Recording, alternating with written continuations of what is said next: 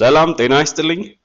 በጣሊያንኛ ቋንቋ ውስጥ ጾታ ወይም ቁጥር በአማርኛ ስም ወይም በእንግሊዝኛ ናውን ብለን የምናውቀውን የንግግር ክፍል የሚኖረውን የመጨረሻ ፊደል ይወስናል። ታዲያ እነዚህ የመጨረሻ ፊደሎች ብዙ አይነት የሚቀያየሩበት መንገድ ቢኖርም ሶስት በጣም የተለመዱ የለውጥ አይነቶችን ለዛሬ ላቅርብ። በማስኩሊን ወይም በተባዕት ጾታ በኦ የሚጨርሱ የጣሊያንኛ ቃላት ወደ ብዛት ሲቀየሩ በኢ ይጨርሳሉ። ለምሳሌ ragazzo፣ ragazzi፣ tavolo፣ tavoli። በፌሚኒን ወይንም በእንስት ጾታ ደግሞ በአ የሚጨርሱ ቃላት በፕሉራል ወይም በብዛት ቅርጻቸው በኤ ይጨርሳሉ።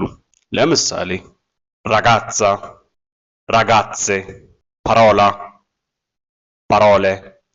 ሶስተኛውና የመጨረሻው ለዛሬ ለማቅረብ ያሰብኩት በማስኩሊን ኦር ፌሚኒን ወይም በተባዕት ወይም በእንስት ጾታ ያሉ ቃላት በኤ ከጨረሱ ወደ ብዛት ቅርጻቸው ስንቀይራቸው በኢ ይጨርሳሉ።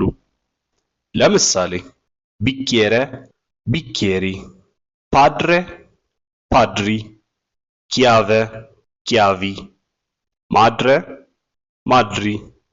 እሺ ጥሩ።